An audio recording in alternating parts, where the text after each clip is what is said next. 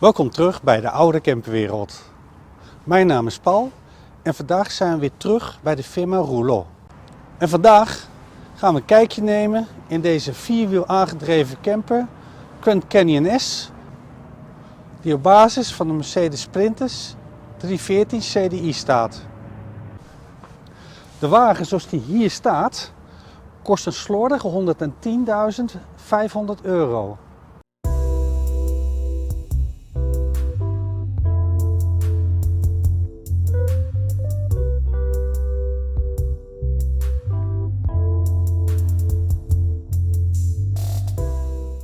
Al eerder genoemd ligt hier dus een Mercedes motor in van de Sprinter 314 CDI met 2,2 liter. Met 143 pk vermogen. En natuurlijk met een schone motor Euro 6D. Wat natuurlijk erg praktisch is, dat je overal makkelijk bij kan bij deze motor. Er is veel ruimte. Normaal gesproken vind je de AdBlue aan de zijkant bij de benzinedop. Maar in dit geval ligt deze aan de voorkant bij de motor. De voorkant van deze camper is indrukwekkend.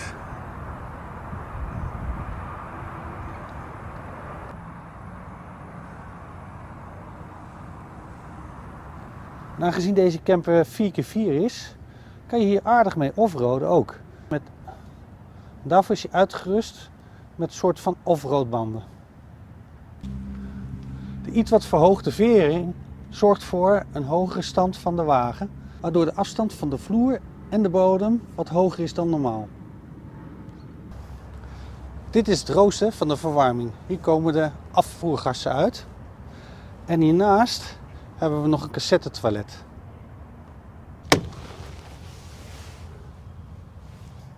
En het cassettetoilet laat zich ook makkelijk in en uitschuiven. Het cassettetoilet is behoorlijk groot, dus hiermee kan je dan een tijdje vooruit. Verder hebben we hier nog een aansluiting voor 220 volt.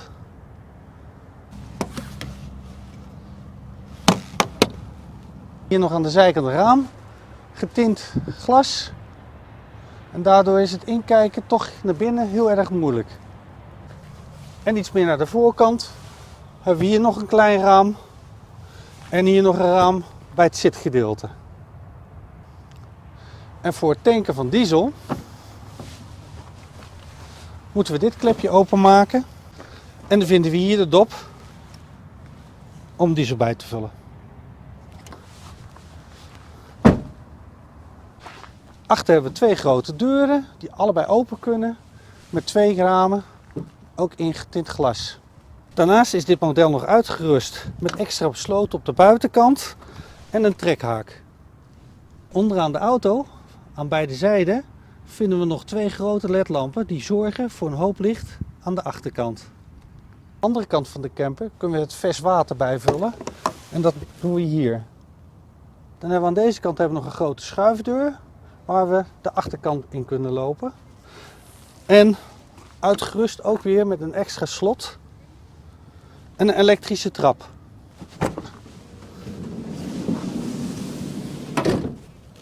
En via deze knop aan de zijkant van de keuken kan de trap in en uitgeschoven worden. Voor de rest nog grote buitenspiegels met dode hoek. En is deze camper nog uitgerust met een markies.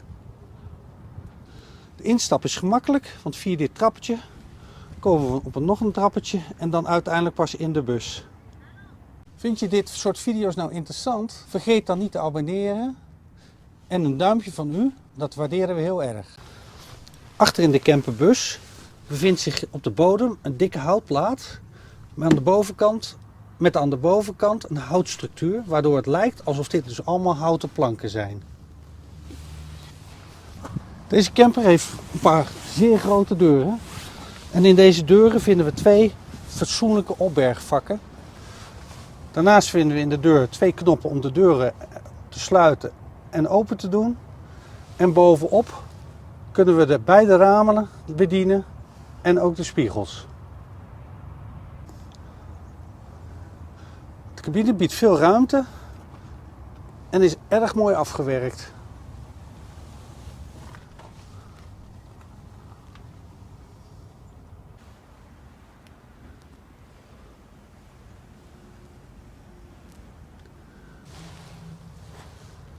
Daarnaast vinden we de bekerhouders voor. En als we nou ergens op een camping staan of ergens in de natuur en we willen graag deze grote deur open houden en toch geen vliegen naar binnen krijgen, dan hebben we dit enorme hoor waar we dicht kunnen schuiven aan de zijkant.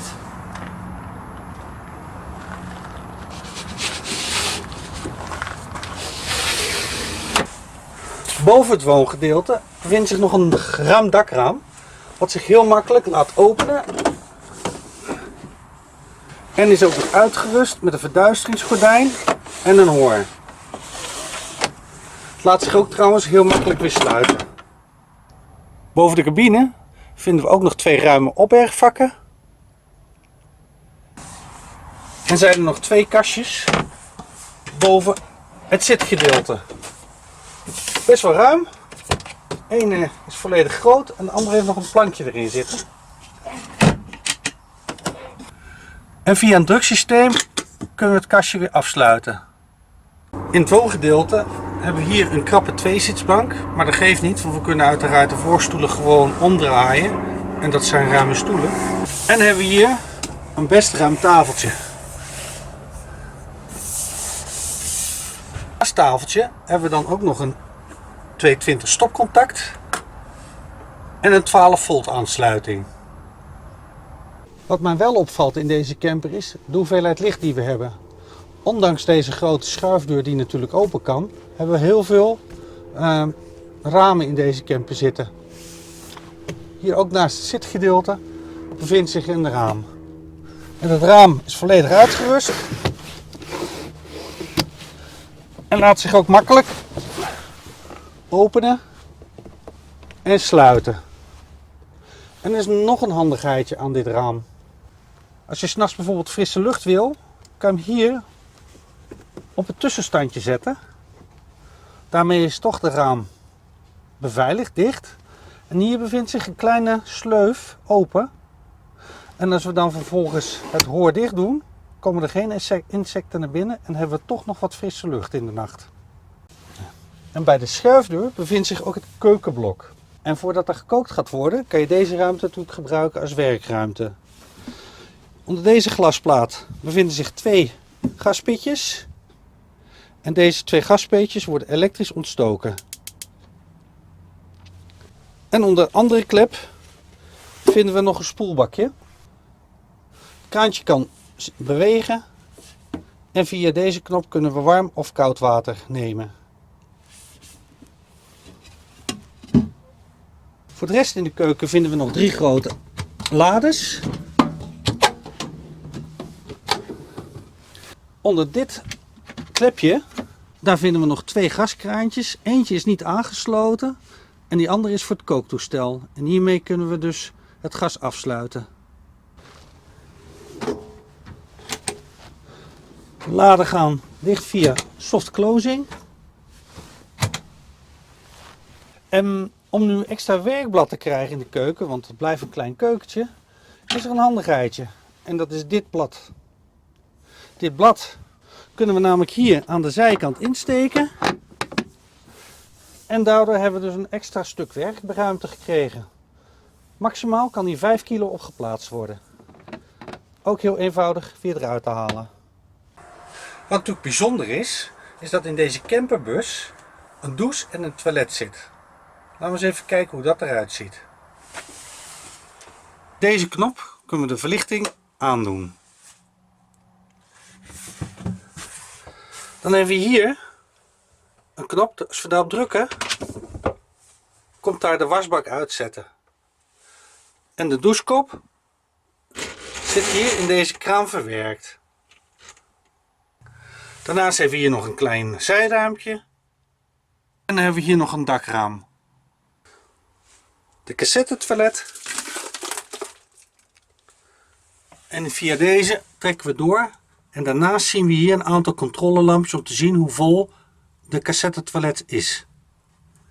Hier wat opbergruimte. 2 haakjes om een handdoek op te hangen. En via dit knopje, als we daarop drukken, kunnen we dit openklappen.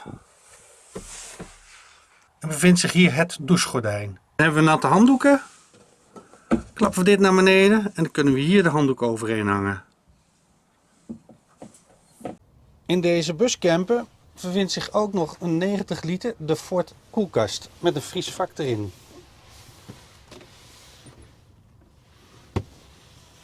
Het is niet groot, maar voldoende. Voor de rest is deze camper uitgerust met een Truma verwarmingssysteem dat 4 kW afgeeft en een boiler van 11 liter. En naast de Truma verwarming vinden we ook nog een 12 volt aansluiting en nog een 220 volt stopcontact. Het achterste gedeelte van de camper is het slaapgedeelte. Hier hebben we een gordijntje wat we dicht kunnen doen.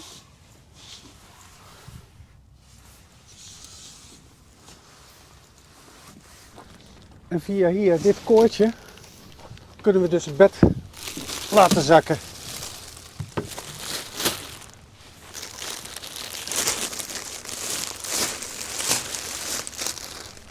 En dan hier hebben we dan een redelijk groot bed.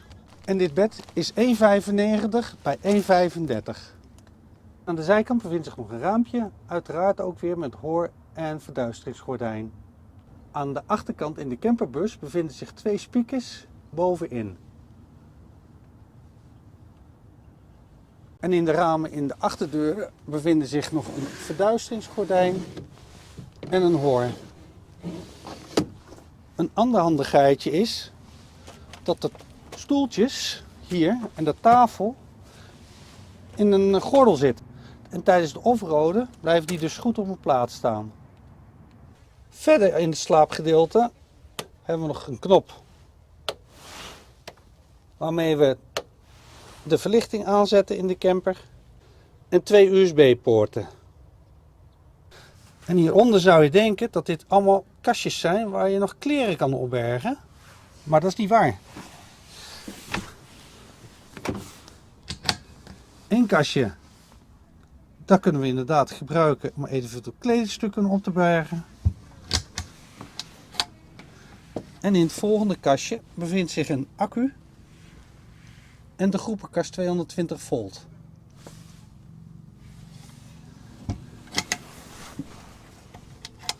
En in het kastje daarnaast bevindt zich de volledige elektrische huishouding.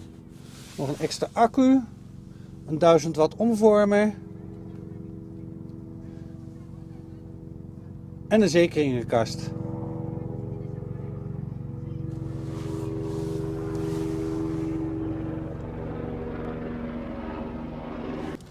Voor de rest nog een ideaal railsysteem. Via dit kunnen we namelijk allemaal spullen vast en loszetten. En in dit klepje onder de vloer, en dit klepje in de vloer, als we dit eruit halen, kunnen we via deze 2 knoppen het water afsluiten.